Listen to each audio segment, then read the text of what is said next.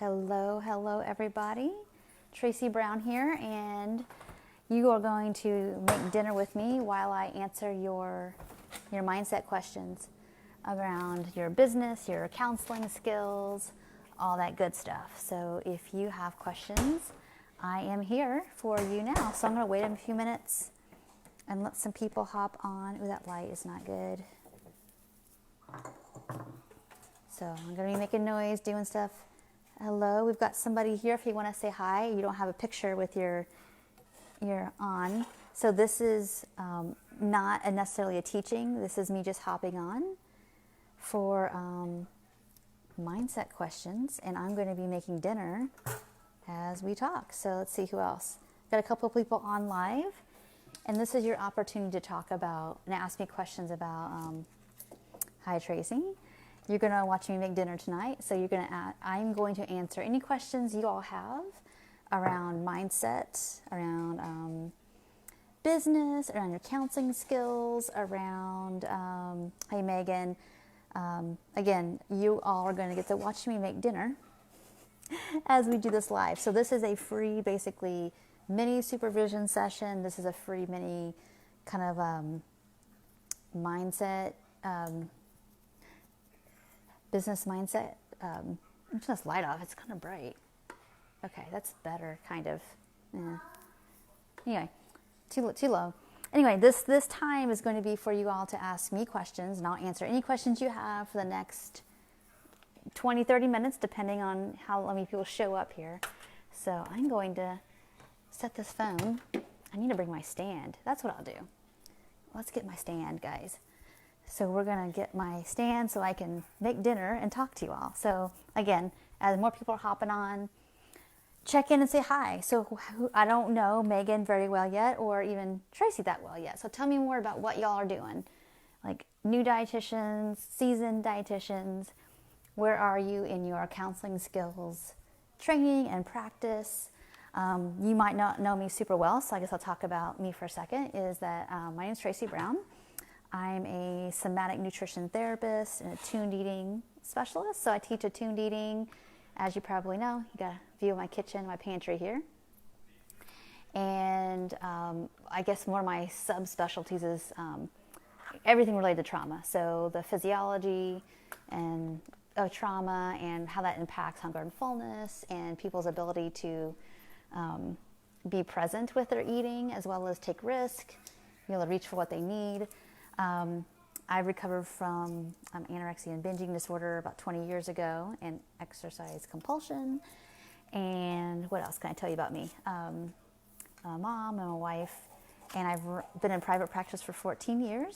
I've worked in other people's practices. I worked for IOP, 2 IOPs, and I've been an online, kind of mostly a virtual somatic nutrition, probably coach mostly, for the last since 2015. So this will be the 4th year online, but I've had a private practice since my own with no other, like, not working for anybody else for the last 5. So, but on my own for 5, and it's all been virtual for the last 4.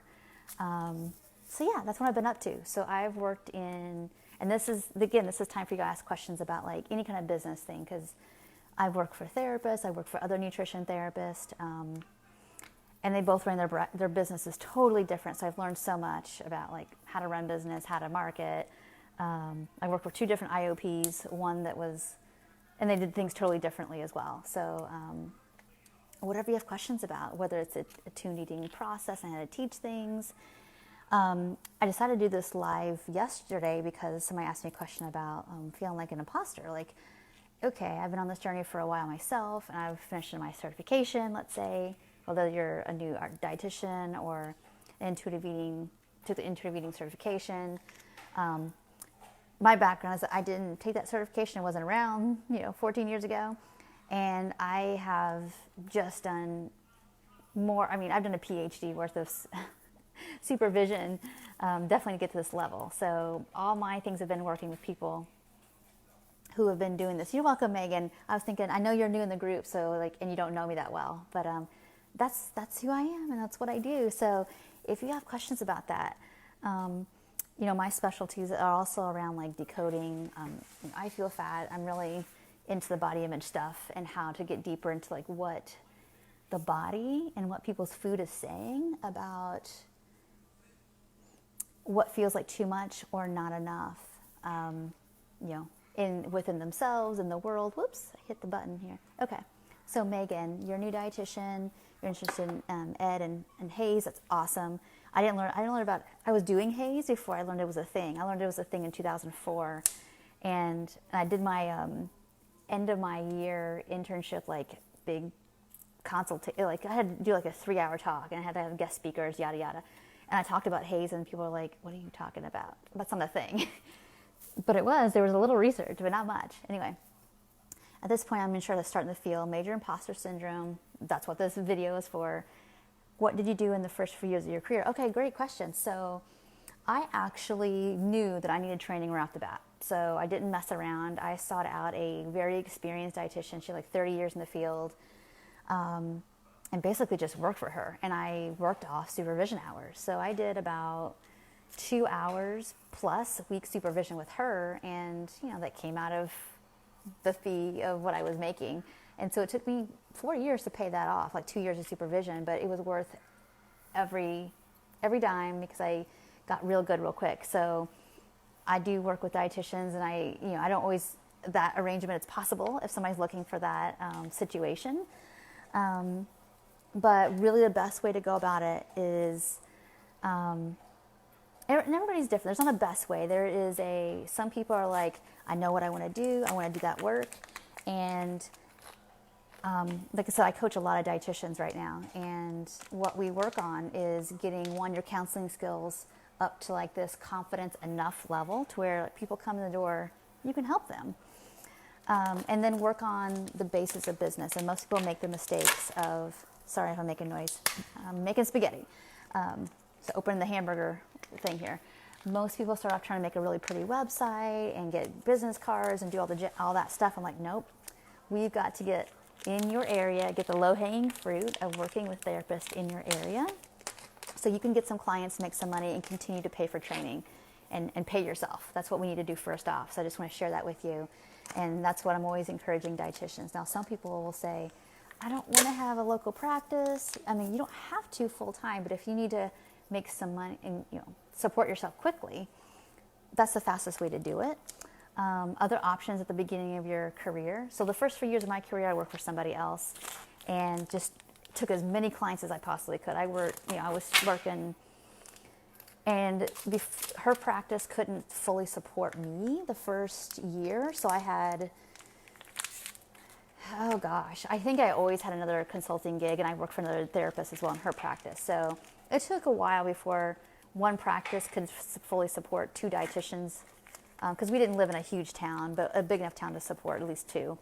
But anyway, I worked for somebody else, and I worked another consulting gig that was very flexible as well. That's how I got started. And then as the years went by, I kept learning, get more confident, do more training. Like I just constantly invested in training to keep my confidence going. And it's like the more confident I got, the better I marketed as well. So it's like everything kind of goes together.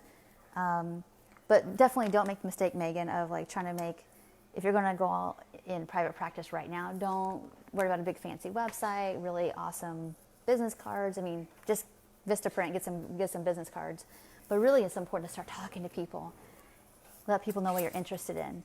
Now, if you're like, I'm not quite ready to be on my own in a private practice, again, reach out to me when I can help you maybe find someone in your area, or if you're interested in talking to me about that situation, we can. If you want to work for somebody else or in a inpatient or IOP situation, those are really good places to start too. I mean, I wouldn't wait to be experienced to try to get these jobs. Just do it now. It's one of those things that, or another thing that I did is I did a lot of training, and I had a full-time clinical gig at a dialysis center. And so I had full-time income and worked for this person's private practice. And then when the practice was big enough to support me a little bit more, quit that job. And then had another 1 or 2 like really small, like 10-hour-a-week jobs, like consulting gigs, and then worked in this private practice. So I did a lot of things for about 4 years to have, basically I worked a lot, but I was having a good time. At this point in my life, would I want to work 3 different gigs? No. But, I was in my 20s, my mid 20s, late 20s, and it's like, had a lot of energy and time and no kid yet.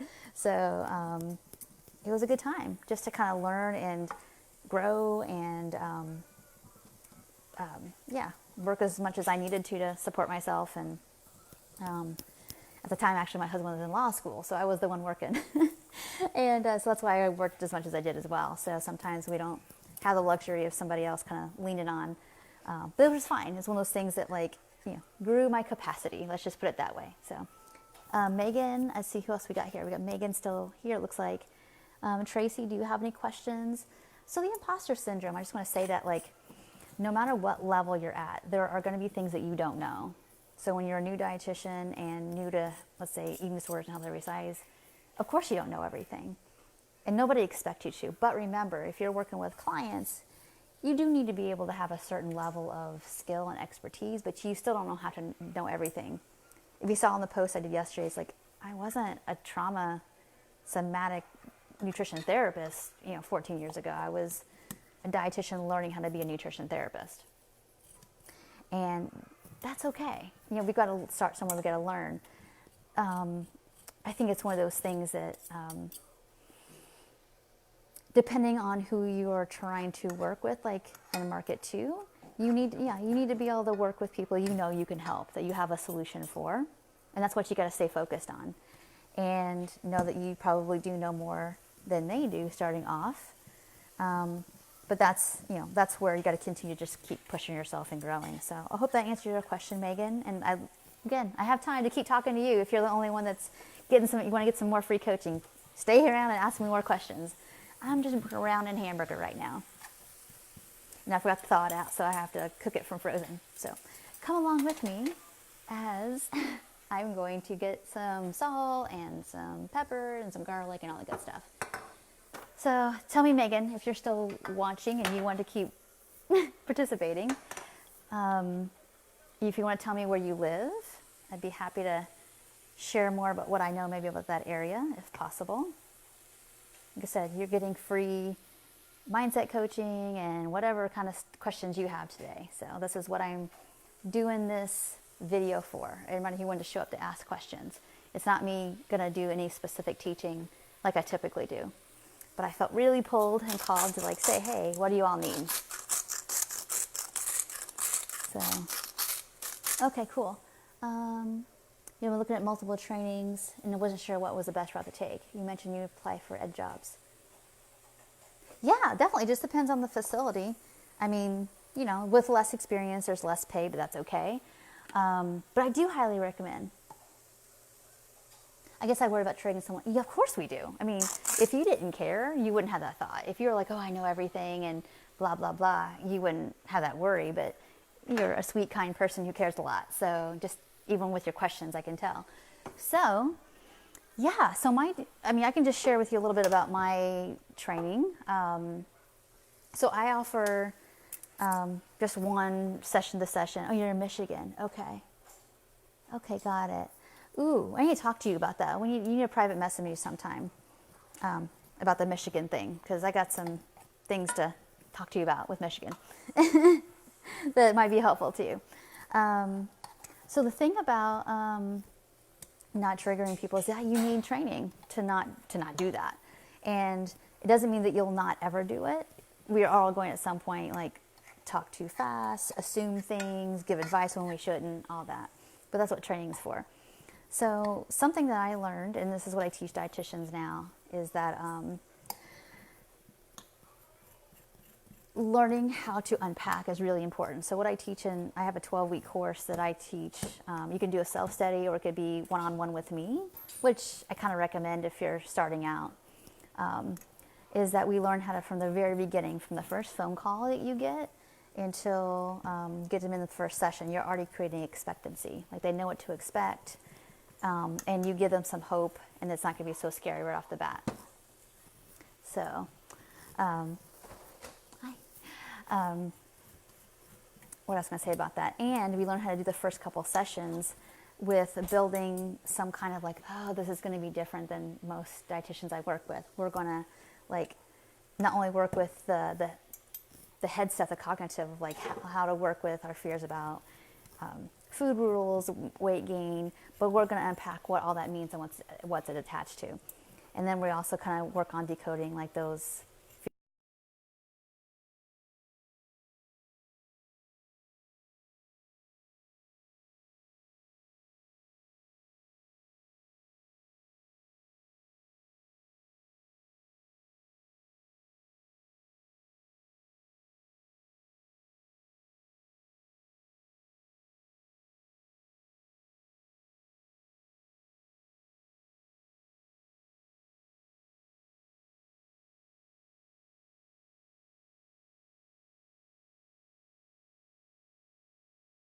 with it that nobody wants you to sink or swim.